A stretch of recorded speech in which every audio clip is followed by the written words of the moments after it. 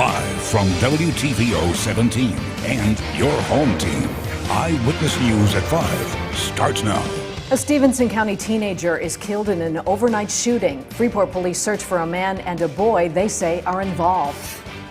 The trial of the man accused of killing Iowa College student Molly Tibbetts continues. A police officer who interviewed the suspect may have missed a crucial step. Just come on in and enjoy. There's a lot of different things to try out. With spring in full bloom, families flock to the great outdoors. A local state park welcomes visitors after a long and difficult winter. Good evening, I'm Mimi Murphy. And I'm Eric Wilson. A Freeport boy is dead after a shooting on the city's east side. Police say the 16-year-old was gunned down just after 9:30 last night. It happened on South Beaver Avenue near Locust. Officers say they found the boy and began first aid. He was rushed to the hospital where he later died. The victim's name has not been released. An autopsy took place this morning. Freeport police are searching for a juvenile boy and a man they say are involved. We'll hear more about the shooting tonight at 6. Anyone with information regarding the shootings urged to contact police or Crime Stoppers. 2 Wisconsin men are dead after what investigators are calling a murder-suicide stemming from a love triangle.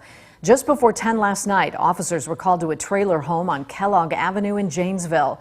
That's where police found 2 men dead. Investigators say the older man involved shot the other man after alleging he had an affair with his ex-girlfriend. Janesville police say the men worked together at B&G Foods in Stoughton. Neither man's name has been released. A Rockford man is arrested accused of robbing several Belvidere businesses. March 9th, police responded to the fast fuel gas station on North State Street on reports of an armed robbery. Then, about a month later, a theft took place at the subway on North State. Police say Scott Enjoss is responsible. He's also accused of robbing a Rockford Walgreens. Enjoss faces aggravated robbery charges. If convicted, he could spend 15 years in prison. Enjoss is in the Winnebago County Jail. Third day of testimony begins in the murder trial of Iowa College student Molly Tibbetts. Christian Bahena Rivera is charged with killing Tibbetts. The 20-year-old disappeared while out for a run in 2018. She was found dead. Proceedings began with a cross-examination of a former Iowa City police officer who did not read Rivera his Miranda rights. Defense lawyers highlighted that. They argue police coerced Rivera into a false confession. The trial is expected to last about 2 weeks. If Rivera is convicted, he faces life in prison without parole. Lawmakers have been holding redistricting hearings for months, but they still don't have a new map to show for it. The map they decide on will impact elections for the next decade in the state. Democrats have been showing a draft of a map to legislators to get their input over the last few weeks, but haven't filed or released one for public input. Republicans believe the state should wait to pass a map until official census data is released, but that might not happen until September. Senator Dick Durbin says the finger shouldn't be pointed at Dems in Illinois, but instead at the federal government for not putting the results out in time. The General Assembly faces a real dilemma. I certainly agree with the premise of the legal voters. We want the best information available, but that is not available on a timely basis because of the pandemic and the political problems in the previous administration. Democrats have supermajority in the House and Senate, so they hold the power to draw that map. The Constitution gives them only until June 30th to draw the map. As Kevin mentioned earlier, we're in for a beautiful weekend. It's perfect timing for another summertime staple to open. Concessions and rental services at Rockford State Park are now available. Ari Bruckman caught up with one family cashing in on the pastime, and Ari, they say it's a fun bonding experience. Yeah, Eric and Mimi, with temperatures heating up, outdoor activities are on everyone's mind. One visitor I spoke with today says it's important to him to do outdoor activities with his daughters. It's a great experience to give them a sense of all the beauty and all the possibility of being in touch with nature. Swimming, biking, hiking, fishing. Summer is almost here and people are taking advantage of the warmer weather at Rockford State Park. Benjamin Kucherik traveled over an hour with his family to experience what he's referred to as the great outdoors. It's wonderful. It feels so invigorating. The outdoor experience and the opportunity to try and enjoy life, come safely in the outdoors. It's really rewarding and important, I think, for people to give themselves that release. The concession stand inside the park is now open, meaning you're able to rent boats and get what you need to fish. Whether it's kayaking or just walking on the trails, Kevin Versino says it's beneficial for you to be outside. It's good when you're able to help people get outside and have fun, introduce them to something new that changes their life, that has a positive impact on their life. There's tangible physical and emotional benefits to getting outside. Rockford offers a variety of activities for the whole family. Versino adding, bringing your kids to the park can help develop a foundation they can build off of for the rest of their lives. By being able to introduce the outdoors to my kids, that's a skill and a passion that they're going to take with them forever. And hopefully, if they choose to have kids one day, it passes on to their kids. This is a really good on-ramp, I'd say, to some exposure to some really beautiful outdoors. To learn more about outdoor activities at Rockford State Park, visit this story on mystateline.com. Eric? Thanks, Ari. A Lee County farm was the scene of a recent agricultural miracle. An Amboy couple was shocked when their pregnant cow gave birth to triplet calves. That's about a 1 in 105,000 chance. Red Angus Minnie's owners thought she was having one baby. They were shocked to find 2 extras on May 16th. In most cases of triplets, it's rare for all the calves to survive, and even if they do, mom doesn't always accept them all. But Minnie's owners say she jumped right into the role of mom right away. Several people that we've asked that have had cows forever, their entire lives, and they're in their 60s and never saw a set of triplets. The calves are named after characters on Friends with an ag twist. Fee Beef Buffet, Ross Gelded, and Joey Tribeefani. They say the best way to a person's heart is through their stomach. A local health agency is putting that saying to the test at COVID vaccine clinics. The Winnebago County Health Department handed out food truck vouchers to the first 100 people to get a shot at Pilgrim Baptist Church. The Rockford Area Convention and Visitors Bureau is partnering with the health department to inspire those ages 12 to mid-30s to roll up their sleeves. We feel what is good for our residents is good for the visitors, so we partnered with the health department as well as the Rockford Park District to kind of pull these events together to get the community out to get vaccinated. Tonight's clinic at Pilgrim Baptist ends at 8. Then tomorrow, free food, music, and shots is taking place at the old Sandy Hollow Kmart. The first 300 people to get the shot will get $5 toward a food truck at the event. That runs from 11 in the morning till 3 in the afternoon. Professional golfer Billy Mayfair's recent autism diagnosis raises awareness for the condition around the world. The CDC says autism spectrum disorder causes social, communications, and behavioral issues. There isn't a single test for ASD. Instead, doctors examine behavior and development. Those with the condition might repeat actions, avoid eye contact, and have trouble adapting to change. A local doctor with OSF says it's important for patients to know their options.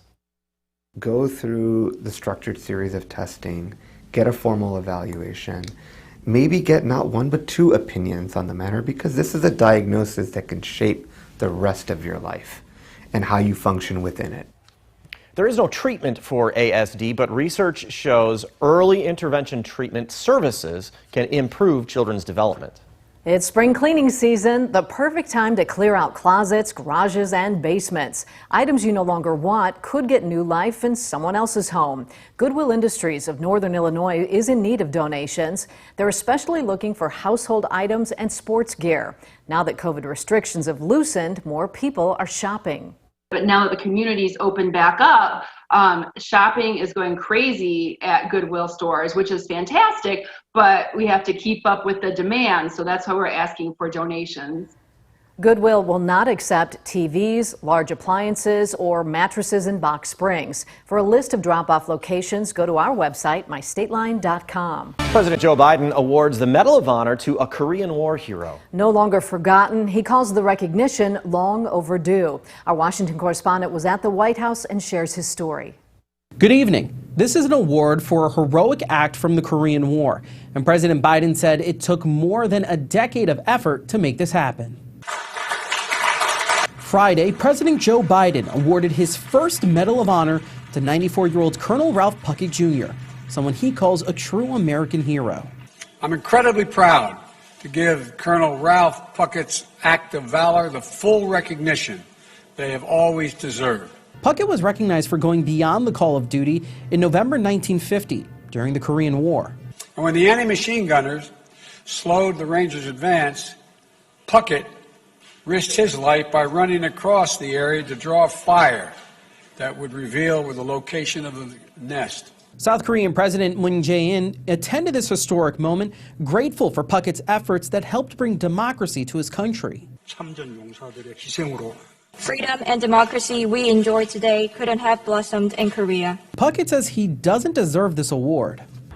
I was surprised that I was selected to be awarded the medal, but I certainly felt that my Rangers deserved recognition and that kind of award for what they had done. But members of his unit say Puckett deserves this. I have never seen a better man than Ralph Puckett. President Biden said they were able to make this happen thanks to the support from the late Senator John McCain. Reporting in Washington, I'm Basil John. Now your first warm weather forecast with meteorologist Kevin Doom. Welcome back, everybody. Again, we are live from Rockford City Market today during the weather out here, both for the 5 and 6 o'clock shows. Now, we had a little bit of a rainy day, especially earlier on today. The rain really quieted down over the past several minutes. It is starting to pick up a little bit again, but just a very light drizzle. Most people certainly don't seem to mind. There's still a very good crowd out here. Temperature is still nice and warm. Overall, it's a fairly good evening to get out to Rockford City Market. You still got plenty of time to do so, so I'd highly recommend getting down here. Let's start with a look at our satellite and radar, and you can see the rain that's been moving through the state line for much of the day and continues to do so. Scattered showers across much of the area right now. Now, if we zoom out a little bit, we can see that we still have quite a bit of rain to work with that's moving in from the southwest. Now, hopefully the majority of this rainfall should miss Rockford to the west and leave City Market alone, but there is definitely a chance for a few scattered showers here and there over the next several hours. Now, zooming out even further, we can see that this rain is tied to a system extending all the way down to the Arkansas, Oklahoma, and even Texas region. Now, if we take a look at some water vapor satellite imagery, this system is showing up beautifully. Just look at the contrast we have in the moisture in our air just above the surface. The reason for that is moist air and dry air don't really like to mix very well, and so these two air masses just sort of like to butt up against each other, and that's exactly what we have going on right now.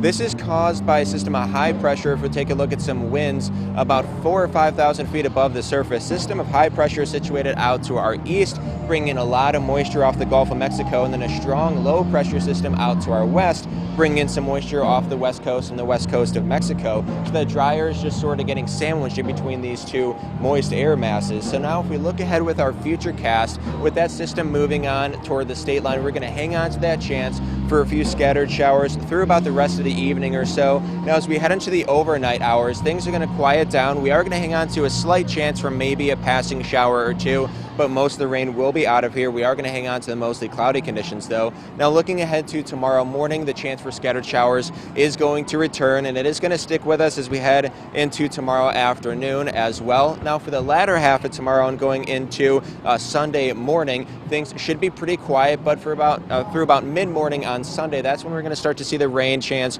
return again in the form of just some scattered showers, and then heading into Sunday evening, we can maybe even see a few thunderstorms thrown in there as well. Now, this rain is not a bad thing whatsoever, considering the latest drought monitor still has most of the state line experiencing at least abnormally dry conditions. You can see the majority of McHenry County is actually under a severe drought, so this rain will be very well welcomed. Now, here's a live look over the Rock River in downtown Rockford, sort of an overhead view of City Market using a Mercy Out sky track. You can see the cloudy skies overhead, and as I mentioned, it is raining just very lightly, though, for the time being. Now, temperature is down in the 60s, few spots in the lower 70s as well. Now, we were in the upper 70s earlier today, but this rain really cooled things off earlier in the afternoon. We also have a pretty decent breeze going, winds 10-15 miles an hour across most of the area, but this breeze feels very nice, especially considering the humidity was driven up by some of the rainfall that moved through earlier on today and continues to do so. So now tonight, temperature is going to be dropping down into the lower to middle 60s only, and then heading on into tomorrow, we should be back in the 80s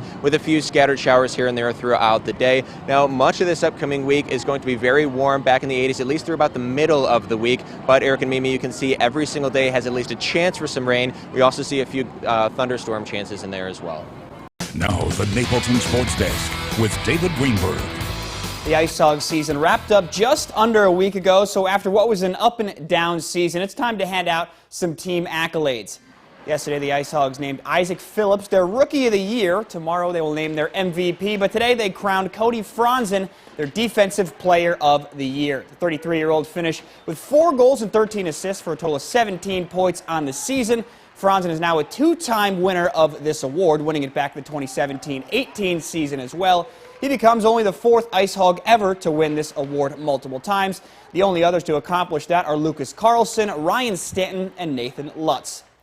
Let's head on down to Jacksonville, where James Robinson and the Jaguars will welcome a new teammate to camp. Maybe you've heard of him, Tim Tebow. See him there wearing number 85. Little fun fact I was informed of, that number 85 jersey is already the top seller on NFLshop.com. A former quarterback turned minor leaguer turned author turned college football analyst will transition to a new role with the Jags as a tight end. Tebow reconnects with Urban Meyer, his former head coach at Florida, where he won a Heisman Trophy and 2 national championships. It's going up the coast a bit from Jacksonville to Kiowa Island, South Carolina, with the PGA Championships taking place with round 2 coverage today. The man that made the biggest jump was Phil Mickelson, who shot a 3-under round, birdieing 5 of the back 9 holes, including this one here at the 18th to go off in style. Phil is no doubt a fan favorite on the tour, and he's now played himself into contention for the first time in 8 years. This should be a very fun rest of the weekend. And up in the Bronx tonight starts what should be a very good series and a great test for the 26-16 White Sox facing the New York Yankees. The Sox will throw out Carlos Rodon for Game 1 with first pitch set for 6:05 p.m. That's it for sports. We'll be right back.